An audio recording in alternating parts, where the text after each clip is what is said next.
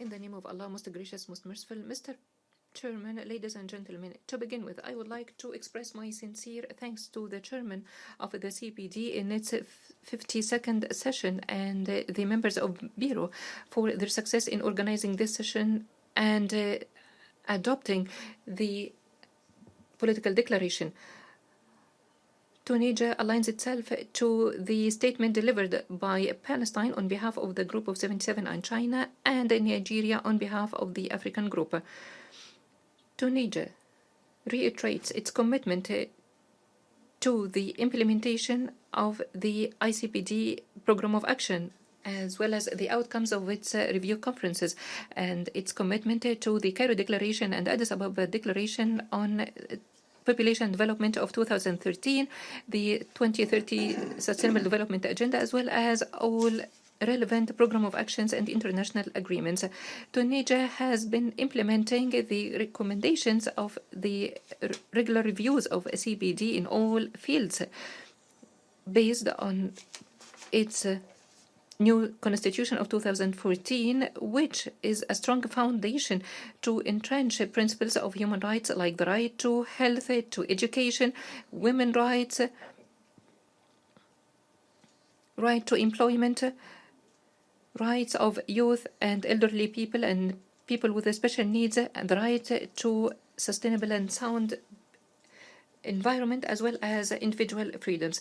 In Tunisia, we believe in the full attainment of human rights for all without any discrimination, including the sexual and reproductive rights, as well as achieving gender equality and empowering women and girls, as this would contribute to the eradication of poverty and to the achievement of sustainable development.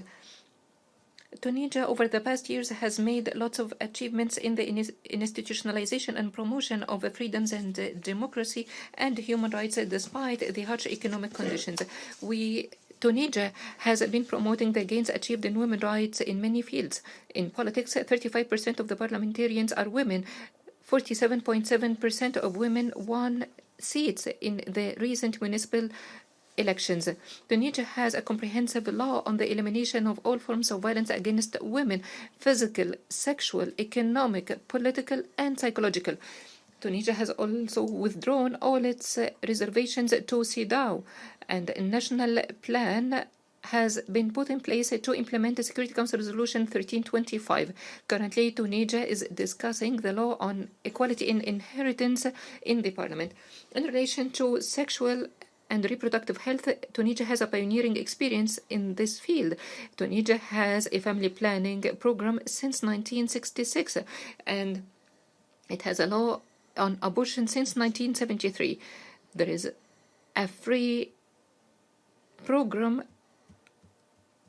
of sexual and reproductive health services, and that include family planning, early detection of women-specific cancers, prevention and treatment of sexually transmitted disease, pregnancy follow-up, and abortion services in the first trimester for those who want it. These services have been supported by other services for youth in youth-friendly centers. Those centers provide sexual education, sexual and reproductive health services, and there are also centers for voluntary testing of HIV. Psychological assistance programs have been also incorporated in those services for women victims of violence. In Tunisia, maternity and infant mortality rates have decreased,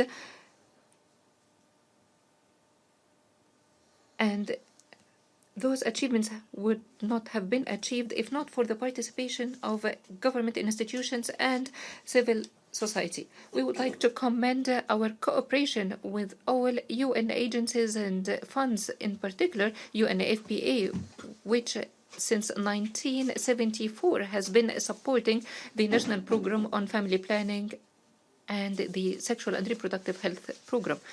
Ladies and gentlemen, Tunisia is determined to promote the awareness raising of reproductive and sexual rights. We do believe that the young people should be sexually educated in order to be able to take informed decisions on issues related to their bodies and their lives. If the young people,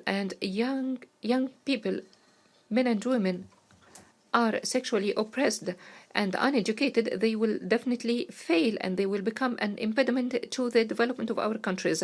The only way out is good education based on critical thinking, human rights, accepting others, and tolerance. On the other hand, we stress the importance of sharing expertise and success stories with other countries. Resources should be mobilized at the national and international levels. We also stress the importance of high-quality segregated data to achieve the SDGs